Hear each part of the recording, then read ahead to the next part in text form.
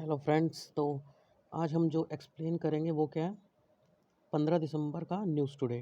ठीक है, तो इसमें सबसे पहले न्यूज़ देखिए क्या है। जो नीति आयोग है उसने जो विज़न 2035 है उसके तहत एक श्वेत पत्र मतलब वाइट पेपर जो है उसको लॉन्च किया है, जारी किया है। जिसमें क्या दिया गया है, जो भारत में जन स्वास्थ्य निगरानी है।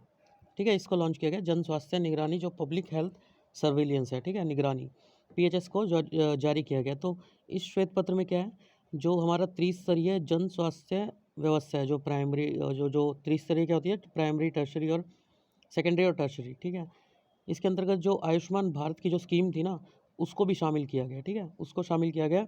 उसके साथ साथ जन स्वास्थ्य निगरानी के लिए भारत के विज़न 2035 को लॉन्च किया गया। ठीक है, तो इसके बारे में थोड़ा डिटेल में देख लेते हैं। तो देखिए इसमें क्या है, जो निगरानी है ना, ये सार्वजनिक स्वास्थ्य के संबंध में एक महत्वपूर्ण कार्य होती है। ठीक है, जैसे कि आप कभी अगर बैंक में गए हो तो वहाँ क्या लिखा होता है, you are under CCTV surveillance, है ना। सर्विलियंस क्या, निगरानी। तो उसका जो कार्य होगा क्या होगा, मान लीजिए कोई अगर चोरी वगैरह करने आया तो सबसे पहले उसका पता लगाना, फिर रोकथाम करना, फिर नियंत्रण करना। ऐसे ही मेडिसिन में इसमें भी होता है। ठीक है, स्वास्थ्य के उसमें क्षेत्र में पहले रोग को क्या करते हैं, पता लगाते हैं, फिर रोकथाम और फिर नियंत्रण करते हैं। तो ये क्या है, एक आवश्यक प्रक्रिया है निगरानी। सर्विलियंस किसी भी जो काम होता है उसकी आवश्यक प्रक्रिया होती है। तो पीएच जो जन स्वास्थ्य निगरानी है, एक महत्वपूर्ण कार्य है जिसके ये तीनों स्तर होते हैं। सभी स्तरों पर जो है निष्पादित होता है। ठीक है, निगरानी जो होती है उसकी। पीएचएस के रोगों का पता लगाना और आसन्न प्रकोप या महामारियों की प्रारंभिक चेतावनी के संकेत शामिल होते हैं। पीएचएस में क्या होता है, सबसे पहले रोगों का पता लगाना। ठीक है, उसके अलावा जो आसन, जो विद्यमान जो प्रकोप या महामारी है, उसको प्रारंभिक जो चेतावनी होगी ना, उसके संकेत शामिल होते हैं। ठीक है, जो रोग होते हैं, ये देखिए यहाँ पे ये इसमें दे रखे हैं, जो संचारणीय और गैर संचारणीय रोग होते हैं। संचारणीय कौन से होते हैं, कम्युनिकेबल, जैसे कि कोरोना। ठीक है, और गैर संचारणीय जो कम्युनिकेबल नहीं होते हैं। दोनों की एकीकृत निगरानी का आधार तैयार किया गया है इसमें श्वेत पत्र में। ठीक है, तो इसके अंतर्गत जो ये प्रकोप या महामारी है किसी देश के लिए जो स्थानिक हो सकती है या फिर अंतर्राष्ट्रीय चिंता के सार्वजनिक स्वास्थ्य आपातकाल का कारण हो सकती है। ठीक है, या तो इंटरनेशनली, जैसे अभी अगर चाइना के बारे में बात करें तो क्या क्या क्या उसने जो खुद की स्थानिक में तो चिंता का विषय था ही, इंटरनेशनली भी बना दिया उसे। ठीक है, तो भारत की मौजूदा सार्वजनिक स्वास्थ्य निगरानी में विद्यमान चुनौतियाँ, यहाँ की सार्वजनिक जो विद्यमान चुनौतियाँ क्या है, सबसे पहले जो कार्यक्रम और उनके संस्थान होते हैं ना।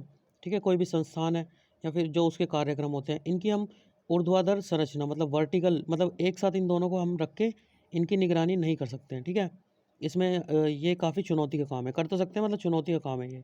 ठीक है, कार्य जो संस्थान है और कार्यक्रम है। ठीक है, रोग निगरानी में निजी क्षेत्र की भागीदारी न्यूनतम होती है। जो प्राइवेट सेक्टर होता है, जो प्राइवेट हॉस्पिटल्स होते हैं, उनकी जो निगरानी होती है ना, उसमें जो वो होती है भागीदारी, वो कम, मिनिमम होती है। ठीक है, वैसे तो अच्छा जो इलाज करते हैं वो तो काफ़ी अच्छा करते हैं, पर जो उनकी निगरानी का जो वो होता है ना, सर्विलियंस होती है, वो काफ़ी कम होती है, वो गवर्नमेंट में ज़्यादा होती है।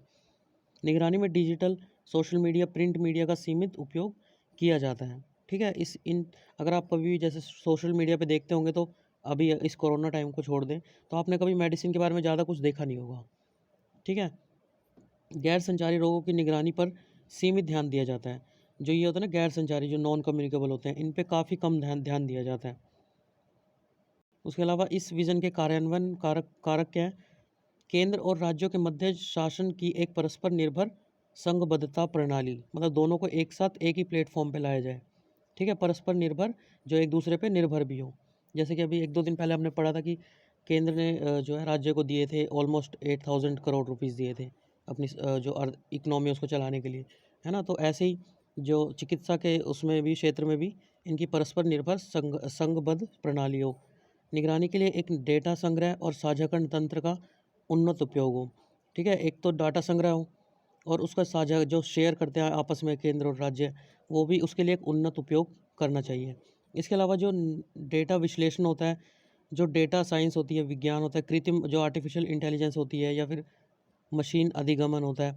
अधिगम मतलब लर्निंग, जो मशीन की लर्निंग होती है। ठीक है, उसका बेहतर से बेहतर उपयोग कर सकें। उन्नत स्वास्थ्य का विज्ञान का उपयोग करना, उन्नत स्वास्थ्य सूचना विज्ञान का उपयोग करना। ठीक है, तो इसके अलावा देखिए ये एक और न्यूज़ है, इसके बारे में बताया गया है कि ये क्या है, जो विज़न हमारा 2035 है, तो इसके अकॉर्डिंग एक सेकंड। तो जो हमारा ये है विज़न 2035 है, भारत में सार्वजनिक स्वास्थ्य निगरानी करने के काम आएगा। ठीक है, भारत की जो जन स्वास्थ्य निगरानी प्रणाली को अधिक प्रतिक्रियाशील और भविष्योन्मुखी बनाकर प्रत्येक स्तर पर कार्रवाई करने की तैयारी को बढ़ावा देगा। ठीक है, मतलब जो हमारी जो वो होगी, जो रिस्पॉन्स होगा हमारा किसी भी जो स्वास्थ्य के जो बीमारियाँ होती हैं उनके प्रति जो रिस्पॉन्स होगा और जो भविष्य को ध्यान में रखकर जो बनाई जाएगी जो भी हमारी वो होगी, क्या बोलते हैं उसे, नीतियाँ होंगी। ठीक है, उनको ध्यान में रखकर प्रत्येक स्तर पर कार्रवाई करने को तैयारी को बढ़ावा दिया जाएगा। उसके अलावा यह नागरिक के अनुकूल जन स्वास्थ्य निगरानी प्रणाली, ग्राहक प्रतिपुष्टि जो फीडबैक होता है ना, जो ग्राहक द्वारा फीडबैक दिया जाएगा इनके मामले में, उस तंत्र को पर भी व्यक्ति की निजता और गोपनीयता को सुनिश्चित करेगी। जैसे अगर आप जो है आरोग्य सेतु की बात करें, है ना, तो उसके बारे में ये कहा जा रहा था कि जो है ये जो किसी भी व्यक्ति की जो गोपनीयता और निजता होती है उसका ये उल्लंघन है ना? पर वो सारा डाटा सरकार के पास जा रहा था। तो ऐसे में एक तंत्र तैयार किया जाएगा जहाँ पे इनकी निजता और गोपनीयता को सुनिश्चित किया जाएगा। ठीक है? इसके अलावा देखिए, केंद्र और राज्यों के मध्य रोग की पहचान, बचाव, नियंत्रण को बेहतर बनाने के लिए एक बेहतर डेटा साझाकरण, मतलब आपस में जो है ये डेटा को शेयर करें केंद्र और राज्य। ऐसा जन स्वास्थ्य आपदा जिसने अंतर्राष्ट्रीय इंटरनेशनल लेवल पर चिंता उत्पन्न की है के प्रबंधन के लिए क्षेत्रीय और वैश्विक नेतृत्व जो है प्रदान किया जाएगा इसके लिए। ठीक है, उसके अलावा देखिए नेक्स्ट न्यूज़ क्या है। हाल ही में क्या हुआ है, जो प्रधानमंत्री जी है उन्होंने अंतरिक्ष क्षेत्र से संबंधित प्रमुख जो उद्योग हैं और स्टार्टअप्स हैं उनकी भागीदारी को प्रोत्साहन करने के लिए क्या किया, उनके साथ संवाद किया। मतलब इसमें भी जो है प्राइवेटाइजेशन की ओर अग्रसर है। ठीक है, जो प्रधानमंत्री जी हैं, तो सरकार ने आत्मनिर्भर भारत के तहत जो अंतरिक्ष क्षेत्र को खोलने का और अंतरिक्ष गतिविधियों में भारत के निजी क्षेत्र जो है उनकी भागीदारी को सक्षम बनाने का ऐतिहासिक निर्णय लिया है। अंतरिक्ष क्षेत्र में जो आगामी भारतीय स्टार्टअप्स हैं, ठीक है, जैसे कि कौन से हैं, एक तो ये Skyroot Aerospace, Pixxel India, Space Kidz India, ये सब क्या हैं, स्टार्टअप्स हैं। ठीक है, तो इनको जो है शामिल किया जा रहा है, जिसके अंतर्गत निजी क्षेत्र की भूमिका क्या होगी, जो तकनीकी परिदृश्य है। ठीक है, परिदृश्य का मतलब क्या हो, जो जैसे हम बोलते हैं ना सिनेरियो, पटकथा, तो वो जो टेक्निकल जो सिनेरियो है वो उसमें परिवर्तन करना टेक्निकल सिनेरियो में, और डिजिटलाइजेशन आदि के संदर्भ में भारत की विशिष्ट जो आवश्यकताएं हैं उनको पूरा करने के लिए निजी क्षेत्र को लाया जा रहा है। ठीक है, उपग्रहों की जो मांग होती है, जो सैटेलाइट्स होती है, उनकी जो मांग को पूरा करने में सहायता जो है ये करेंगे निजी जो क्षेत्र है। उसके अलावा जो इसरो द्वारा एक वर्ष में 18 से 20 उपग्रहों की आपूर्ति की जाती है। ठीक है, जो बची हुई जो आपूर्ति नहीं कर पाएगा इसरो, वो प्राइवेट सेक्टर से ली जाएगी। ठीक है, उच्च तकनीकी नौकरियों का जो है सृजन होगा। ठीक है, अगर इस एरिया में प्राइवेट वो आ जाएंगे तो जो हाईली स्किल्ड जो वो होंगे ना, वो होंगे जो नए जैसे बीटेक या एमटेक वगैरह करे हुए जो बच्चे होंगे, उनके लिए हाईली जो स्किल्ड जॉब होगी ना उनका सृजन होगा। और जो कोर रिसर्च और डीप स्पेस मिशन होते हैं आदि को अपने संसाधनों को उपलब्ध कराकर इसरो की मदद करा जाएगा इसके द्वारा। ठीक है, क्षमता निर्माण, जो कैपेसिटी होगी उसका जो है बिल्ड किया जाएगा, उसको अत्याधुनिक प्रौद्योगिकी होगा, जो नवीनतम जो नवाचार जो इनोवेशन होगी, न्यू इनोवेशन होते हैं ना, वो उसमें इससे हेल्प मिलेगी। ठीक है, उसके अलावा देखिए जो भी हमारे हाल ही में इस दिशा में जो उठाए गए कदम है उसके अकॉर्डिंग क्या है, जो न्यू स्पेस इंडिया लिमिटेड है, इसको एक जो है वाणिज्यिक शाखा भारतीय उद्योगों को अंतरिक्ष के संबंधित गतिविधियों में उच्च हाई जो टेक्नोलॉजी होगा उसकी अंगीकरण में सक्षम करेगी ये कंपनी। ठीक है, अलग अलग कंपनियां इसमें जो है ओपन की गई है। ठीक है, उसमें सबसे पहले ये थी न्यू स्पेस इंडिया लिमिटेड, और सेकंड क्या है, भारतीय राष्ट्रीय अंतरिक्ष संवर्धन और प्राधिकरण केंद्र, इन स्पेस जिसे बोलते हैं, Indian National Space Promotion Authorisation Centre, IN space. ठीक है, ये क्या करेगी, जो निजी क्षेत्र के लिए सभी समान जो नीतियाँ होंगी ना, जो पॉलिसी होंगी, उनको कॉमन पॉलिसी को सुनिश्चित करेगी। यह अंतरिक्ष क्षेत्र में जो है निजी क्षेत्र की भागीदारी हेतु उन्हें प्रोत्साहन करेगी, उन्हें समर्थन करेगी, और उसके लिए एक विनियामक मतलब रेगुलेटर की तरह काम करेगी ये इन स्पेस। ठीक है, विनियामक, ये याद रखिएगा, जो इन स्पेस है वो रेगुलेटर की तरह काम करेगी। उसके बाद एंट्रिक्स की अगर बात करें तो एंट्रिक्स इसरो की एक विपणन शाखा है। विपणन मतलब जो भी प्रोडक्ट है हमारा उसको खरीदने या बेचने के लिए जो काम होगा वो एंट्रिक्स करेगी। यह अंतरिक्ष उत्पादों के प्रचार और वाणिज्यिक दोहन जो होगा, और तकनीकी परामर्श सेवाओं या इसरो द्वारा विकसित प्रौद्योगिकी के जो ट्रांसफ़र होगा ना उसका, उसके लिए उत्तरदायी दायी होगी। मतलब आप विपणन याद रखें कि ये इसको जो प्रोडक्ट होंगे बनाए गए वो उनको खरीदने या फिर बेचने, इन दोनों का काम करेगी, ठीक है। उसके अलावा इसरो ने बेंगलुरु में एक स्पेस टेक्नोलॉजी पार्क की स्थापना की है। इस पार्क में उद्योग के उपयोग के लिए कई प्रकार की सुविधाएं स्थापित की गई है, ठीक है। तो इसके अलावा जो नेक्स्ट वो है न्यूज़ है वो देखिए क्या है।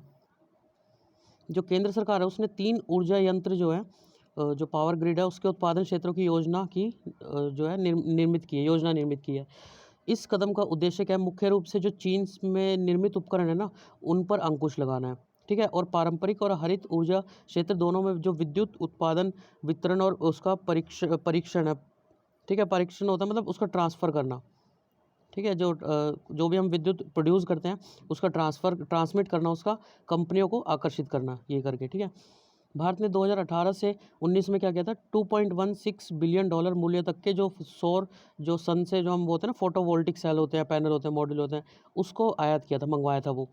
पर वर्ष 2018 से 19 में जो पारंपरिक विद्युत क्षेत्र में आयात किए गए जो 71,000 करोड़ रुपए के जो वो थे ना, जो सामान था, उसमें से 1/3 हमारा चाइना का ही था, ठीक है।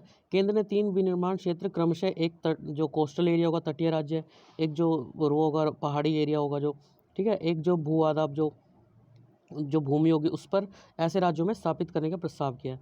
इसमें केवल जो है न्यूनतम 300 एकड़ की भूमि उपलब्ध होगी। इसके लिए जो हम यूज़ करेंगे भूमि वो सिर्फ 300 एकड़ की होगी, ठीक है। इसके अलावा जो केंद्र द्वारा उत्पादन संबंध प्रोत्साहन योजना है, जो प्रोडक्शन लिंक्ड इंसेंटिव स्कीम है, के अतिरिक्त इन क्षेत्रों के लिए सामान्य सुविधा केंद्रों की स्थापना भी की जाएगी, ठीक है। सुविधा केंद्रों की स्थापना भी की जाएगी। प्रत्येक सुविधा केंद्र जो है 500 करोड़ रुपए तक का निवेश किया जाएगा हर सुविधा केंद्र पे, ठीक है। क्योंकि जितने जो प्रोजेक्ट्स चलेंगे इनके लिए एक अगर वो बना देंगे तो जब भी इनको हेल्प की ज़रूरत होगी तो ये डायरेक्ट उसी में जो है कम्युनिकेट करा करेंगे। ये क्षेत्र जो है भूमि, जल, सामान्य परीक्षण सुविधाओं, अल्प लागत वाली विद्युत आपूर्ति और आवश्यक बुनियादी जो ढांचे होंगे उसके लिए एकल विंडोज़ मंजूरी की सुविधा के साथ स्थानीय विनिर्माण को बढ़ावा देंगे। जैसे एकल विंडो मंजूरी, ये क्या होता है? जैसे वो होते हैं ना बड़े-बड़े जो बिल्डर होते हैं ना, वो क्या करते हैं, जो अपने जो एक ही स्थान पर जब सभी जो उनके डॉक्यूमेंट होते हैं या उनके अनुप्रयोग, मतलब जो भी उनके जो प्रोजेक्ट्स होंगे उनको एक ही जगह पे कलेक्ट कर लेते हैं। मतलब ये नहीं है कि जैसे कि आप कोई भी प्रोजेक्ट पास करवाते हैं तो पहले जैसे डीएम के पास जाता है, फिर जो एक्सजेन ऑफिसर होता है, फिर जूनियर इंजीनियर, मतलब इस टाइप से जाता है ना। तो वो डायरेक्ट एक ही जगह पे पूरा सारा काम इसमें एकल विंडो मंजूरी, एक ही जगह पे सारा काम कर दिया जाएगा। विद्युत क्या है, एक रणनीतिक और महत्वपूर्ण क्षेत्र का इम्पोर्टेंस तो सबको पता ही है, क्योंकि विद्युत आपूर्ति प्रणाली के समक्ष कोई भी खतरा या जोखिम क्या होगा, देश में विपत्तिपूर्ण प्रभाव उत्पन्न कर सकता है, ठीक है। देश को असहाय भी कर सकता है ये। इससे पूर्व भारत ने विद्युत आपूर्ति प्रणाली में उपयोग किए जाने वाले सभी आयातित उपकरणों का जो मालवेयर आधारित परीक्षण करने की घोषणा की थी। मतलब जो भी वो सामान जो मंगा रहा था ना, उसका मालवेयर टेस्ट, मालवेयर मतलब जैसे कोई भी मान लीजिए ये जो सामान है, उपकरण है, मान लीजिए आपके कंप्यूटर में या कहीं पे भी आप यूज़ करते हैं, तो मालवेयर क्या होता है, आपकी सारी जो वो होगी आपके डाटा होगा, वो जहाँ से वो आए होंगे ना उस देश के लिए, उस देश को दे देगा वो, आपको बिना पता चले। तो उससे पहले सब क्या किया इंडिया ने, उसको जो परीक्षण किया उसका कि उसमें कोई मालवेयर तो नहीं भेजा गया। और चीन और पाकिस्तान जैसे देशों पर आयात पर आभासी प्रतिबंध भी इसमें आरोपित कर दिया गया था, ठीक है। तो इसके अलावा नेक्स्ट न्यूज़ क्या है, देखिए नेक्स्ट न्यूज़ क्या है। जो समुद्री संरक्षण से संबंधित जो यूएन जो सस्टेनेबल डेवलपमेंट गोल है, सतत विकास लक्ष्य है, उसकी प्राप्ति के हेतु किए जा रहे प्रयास अपेक्षा से कम है, ठीक है। तो मतलब इनके जो प्रयास है वो अपेक्षा से कम है। इसके बारे में जो है नीचे दिया गया है, सस्टेनेबल डेवलपमेंट 14 जो है, इसके बारे में थोड़ा सा पढ़ लेते हैं, ठीक है। ये क्या है, जल के नीचे जीवन चक्र, ठीक है। ये हमारा जो है एसडीजी जो 14 है उसका एम है, मतलब उसका गोल है, ठीक है। तो यह जो है वर्ष 2020 तक राष्ट्रीय और अंतर्राष्ट्रीय कानून के अनुरूप तथा सर्वोत्तम उपलब्ध वैज्ञानिक जानकारी के आधार पर जो है, जो हमारा कोस्टल एरिया ना उसको मिनिमम जो है 10% उसको संरक्षित करना, ये जो है एसडीजी 14 का गोल है, ठीक है। तो न्यूनतम 10% तटीय और समुद्री क्षेत्र को संरक्षण प्रदान करना। उसके अलावा जो समुद्री पर्यावरण के संरक्षण से संबंधित मुद्दे हैं वो हैं, जैसे कि जो कोस्टल एरिया होता है उसमें क्या होता है, मत्स्य पालन होता है, पोत परिवहन, समुद्री खनन होता है, सभी को पृथक पृथक रूप से कंट्रोल करना, मतलब विनियमित करना। ऊर्जा उत्पादन जैसे खुले समुद्र के उद्योगों के लिए कोई प्रशासनिक ढांचा उपलब्ध नहीं है ना। उसके अलावा पारदर्शिता और जवाबदेही की कमी होने के कारण साथ साथ नियमों का प्रवर्तन भी निम्न स्तरीय है। वहाँ पे नियमों का जो प्रवर्तन होता है वो भी बहुत कम है, ठीक है। तो इसके बारे में कहा गया है कि जो वर्ष 2020 तक संपूर्ण विश्व के महासागरों केवल 7.66% भाग ही समुद्री संरक्षण क्षेत्रों में शामिल है, जो यूएन के सतत विकास लक्ष्य के तहत परिभाषित लक्ष्यों की तुलना में काफ़ी कम है, ठीक है। जल के नीचे जीवन चक्र जल के नीचे जीवन, यह जो है संयुक्त राष्ट्र SDG 14 का एम है। वर्ष 2020 तक राष्ट्रीय और अंतर्राष्ट्रीय कानूनों के अनुरूप तथा सर्वोत्तम उपलब्ध वैज्ञानिक जानकारी के आधार पर न्यूनतम 10%, जो हमने पढ़ा अभी नीचे वही है, ठीक है। तो इसके अधिकांश जो MP है, ठीक है, MP क्या है हमारी मैरीन प्रोटेक्टेड एरिया। तो जो ये है ये राष्ट्रीय जल क्षेत्र में स्थित होते हैं, ठीक है, जहाँ किसी एक देश के प्रावधानों के तहत संरक्षण को लागू करना और प्रबंध करना ईजी होता है। तो विश्व का जो टोटल वो है ना 66%, वो महासागर खुले समुद्री खुले समुद्री क्षेत्रों के अंतर्गत आते हैं। ये किसी देश के राष्ट्रीय अधिकार से क्षेत्र से बाहर होते हैं, ऑलमोस्ट 66%, ठीक है। इस क्षेत्र की मानवीय गतिविधियों को वर्ष 1992 के जो क्लोज होता है उसके तहत इसे नियंत्रित किया जाता है, संयुक्त राष्ट्र अभिसमय, ठीक है, इसके अनुसार इसे नियंत्रित किया जाता है। उसके अलावा हालांकि खुले समुद्रों के अधिक दूरस्थ क्षेत्रों में समुद्री पारिस्थितिकी तंत्र का केवल 1.18% ही वहाँ पे हैगा, ठीक है। जो समुद्र में जो खुले समुद्र है उसके जो दूरस्थ जो वो होते हैं ना क्षेत्र होते हैं,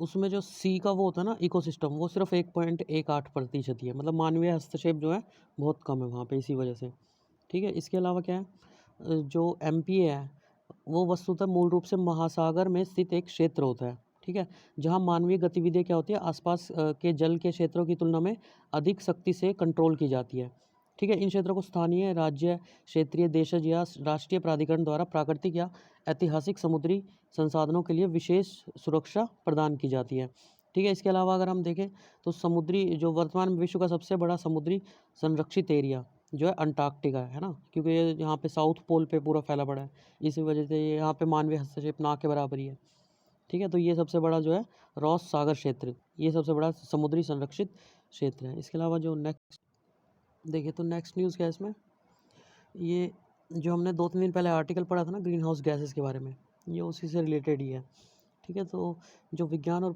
पर्यावरण केंद्र है, जो science and environment centre CSE, इसके अनुसार कोयला क्षेत्र में किए गए उपायों के उत्सर्जन में 22% तक की कटौती की जा सकती है, मतलब ऐसा पॉसिबल है, ऐसा बोला जा रहा है, ठीक है।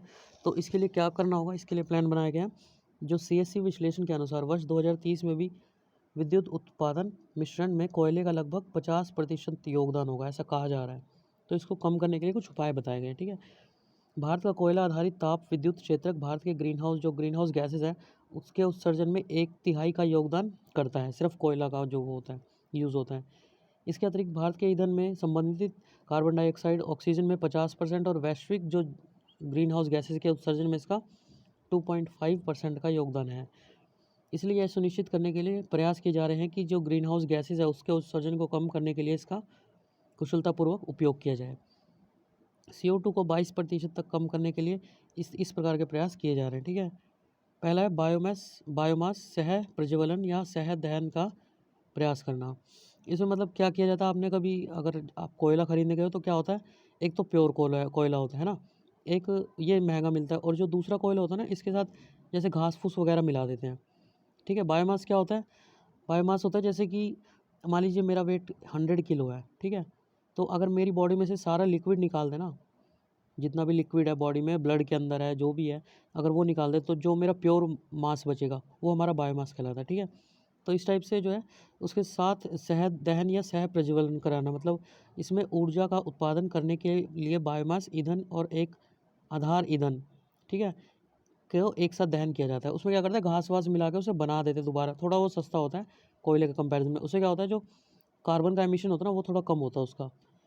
उसके अलावा जो कार्बन अभिग्रहण एवं भंडारण, अभिग्रहण होता है उसको कलेक्ट करना और उसको इकट्ठा करना, मतलब जो कार्बन रिलीज़ हो रहा है है ना, जो कार्बन रिलीज है उसको इकट्ठा करके उसका भंडारण कर लेना, ताकि वो एटमॉस्फेयर में जो है CO2 को ना बढ़ा सकें।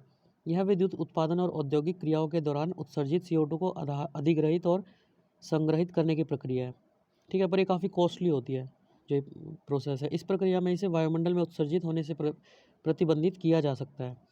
कोयले को लाभ की पुनर्प्राप्ति, मतलब यह एक ऐसी प्रक्रिया है जिसमें कच्चे कोयले की गुणवत्ता में सुधार किया जाता है। यह कार्य या तो खनन किए गए कोयले के साथ या निष्कर्षित अवांछित पदार्थ या राख की मात्रा या दोनों को कम करके, मतलब जो उसकी राख की मात्रा होती है उसको कम करके इसे किया जाता है। ठीक है, अगर प्योर कोयला होगा तो वो राख भी कम देगा, है ना, जितनी ज़्यादा उसमें अशुद्धि होगी उतना ज़्यादा वो राख देगा। तो उसके अलावा हम जो नवीकरणीय विद्युत ऊर्जा स्रोत है इनका यूज़ कर सकते हैं, परंपरागत ईंधनों पर निर्भरता को कम कर सकते हैं। ठीक है, तो इसके अलावा ये फिगर दी गई है, इसमें यूज़ बताया गया कि सबसे ज़्यादा जो वो इंडिया एनर्जी मिक्स आउटलुक, जो हमारा कोल है सबसे ज़्यादा जो कार्बन देता है, CO2 जो ग्रीन हाउस गैसेज है उसका जो प्रोड्यूस करता है वो कोल करता है, फिर कोयला, फिर कंबस्टिबल जो जलाते हैं हम, रिन्यूएबल्स गैस, न्यूक्लियर। ठीक है, तो इसके अलावा जो है छोटी मोटी न्यूज़ है ये देखते हैं। तो पहली न्यूज़ क्या है इसमें, जो MP लैड्स थे ना जो उनको जो निलंबित कर दिया था कोविड में, उसको जो है दोबारा अब उसकी जो है निधि जारी करने के लिए कहा जा रहा है। ठीक है, MP लैड क्या है, member of parliament local area development, संसद सदस्य स्थानीय क्षेत्र विकास योजना निधि। इसमें क्या है, संसद सदस्यों ने जो 2018 और 19 है उसमें स्वीकृत परियोजनाओं के लिए निधि जारी करने का आग्रह किया है। ज्ञातव्य है कि इन परियोजनाओं को कोविड-19 महामारी के कारण निलंबित कर दिया गया था। MP लैड के तहत क्या होता है, जो सांसद होते हैं उनको 5 करोड़ रुपए का वो दिया जाता है, पैसा दिया जाता है जिला कलेक्टर द्वारा, मतलब वो विकास कार्य होते हैं ना उनको आरंभ करने के लिए।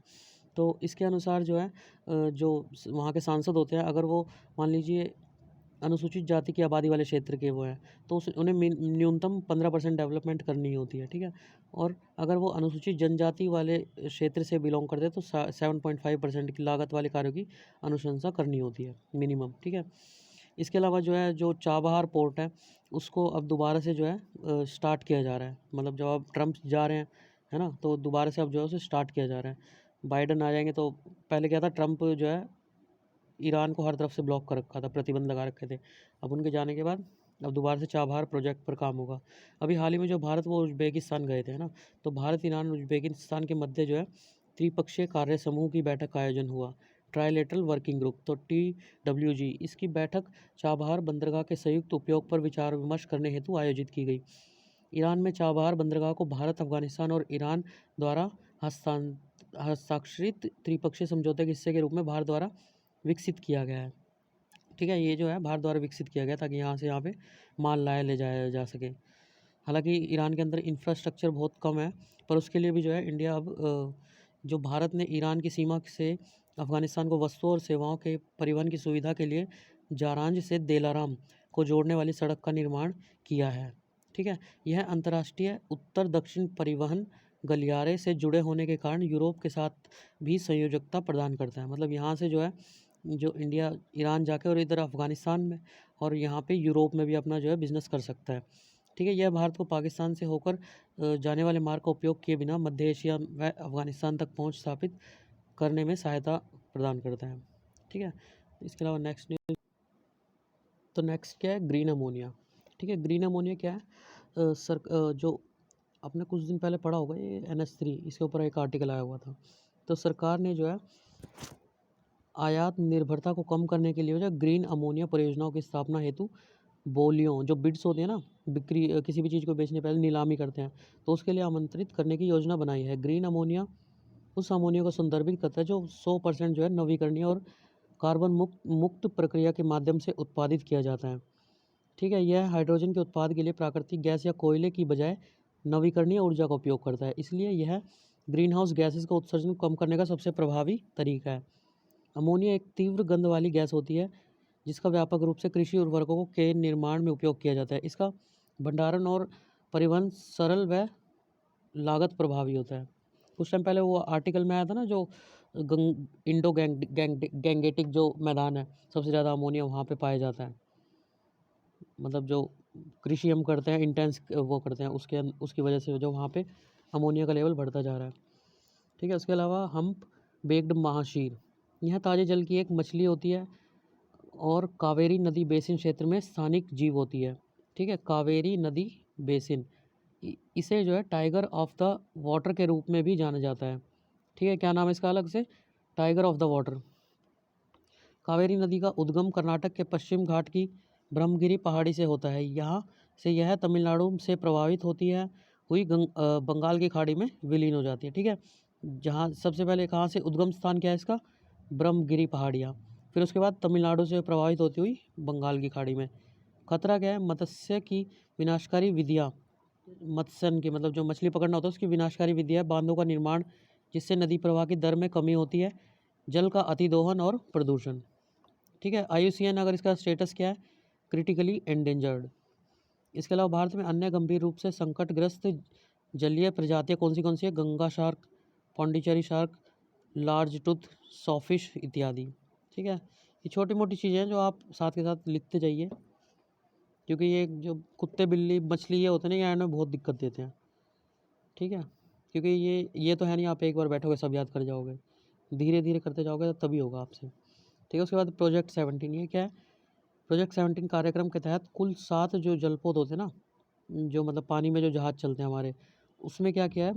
निर्देशित मिसाइल युद्धपोत बनाया गया। उसको कई अन्य सुधारों के साथ उन्नत स्टील्थ सुविधाओं, उन्नत स्वदेशी हथियार और सेंसर युक्त बनाया जा रहा है। ठीक है, ताकि हम जो है पानी के अंदर भी लड़ने में सक्षम हो सकें।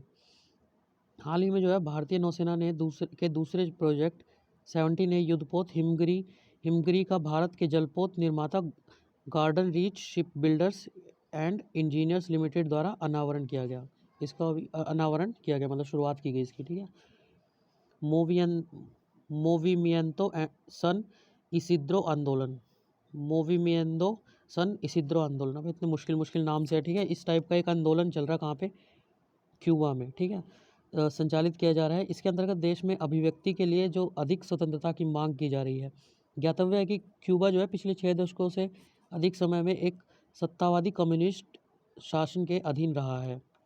ठीक है, सन इसिद्रो एक अश्वेत बहुल क्षेत्र है, जहाँ पे मतलब काले लोग ज़्यादा हैं।